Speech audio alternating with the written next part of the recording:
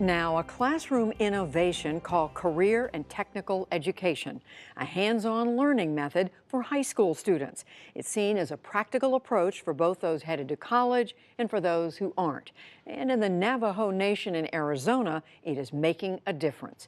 PBS special correspondent Lisa Stark of our partner Education Week brings us this story as part of our weekly segment, Making the Grade. This is a one-of-a-kind classroom with a one-of-a-kind educator. My philosophy is a kid don't learn unless they get a little dirty. That would hurt, right?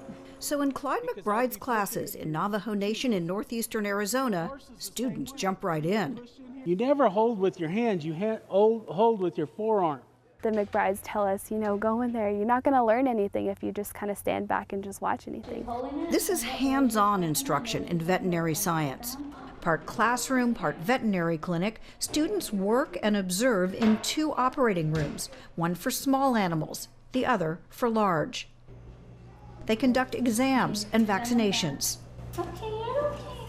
In a state-of-the-art $2.4 million facility, part of Monument Valley High School in Kayenta, Arizona, and its career and technical education program.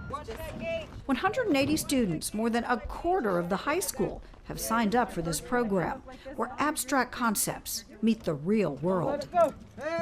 Before they go to surgery, ketamine puts them to sleep. It's an anesthesia. And it is calculated by the milliliter per pound.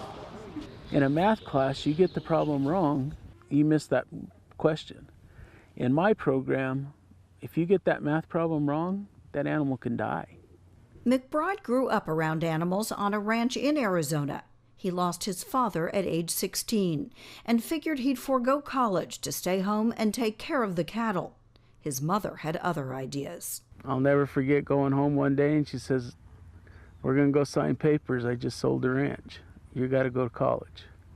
He became a teacher and, longing for a rural district, jumped at the job in Kayenta. When I came up here, some of my peer teachers were like, "Why go to the reservation? That's going to be the worst place that you ever go to." Our school is 98% on the free and reduced lunch program. A lot of our communities are very, very poor. But that hasn't slowed McBride or stopped him from dreaming big. When Mr. McBride and I first started dating, we would go out to eat dinner and he would draw on napkins his vision of the Agri-Science Center. And I would tell him all the time, "You're crazy. People don't invest money like this in education, especially in Native American children." I wouldn't accept no as an answer. It took decades to turn his dream into a reality. A new superintendent found the funding, and students helped with the design. The Ag Center opened its doors in 2011. This program prepares students for careers and college, and much more. It's to get the community and the kids and the students and their parents involved in a better lifestyle, in better health for themselves, for their animals, in making better career choices and in making better life choices. And it's working. Students in the veterinary science program do better than the state average on math and English tests. 100% of them graduate high school, and 3/4 of them go on to college or training programs. The rest go on to a job. Numbers that would be impressive anywhere, but especially for Native American students, who post the lowest graduation rates of any racial or ethnic group. We ignite the fire. We give them that passion. We give them that leadership. And then whatever route they want to choose, then we support that route. They made sure I didn't fall off track. They made sure I didn't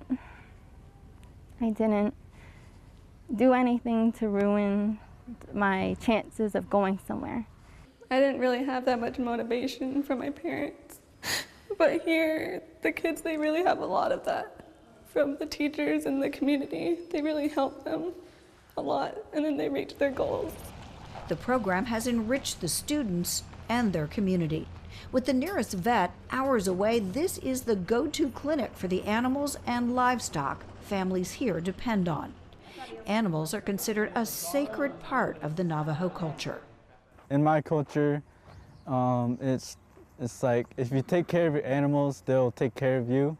McBride's goal is to launch his students onto college or good jobs. Many hope to come back to serve their community.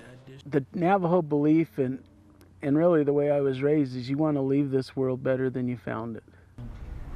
And I can tell you that that's what I've took into this program is when I leave Kayenta someday, it's going to be better off than when I came.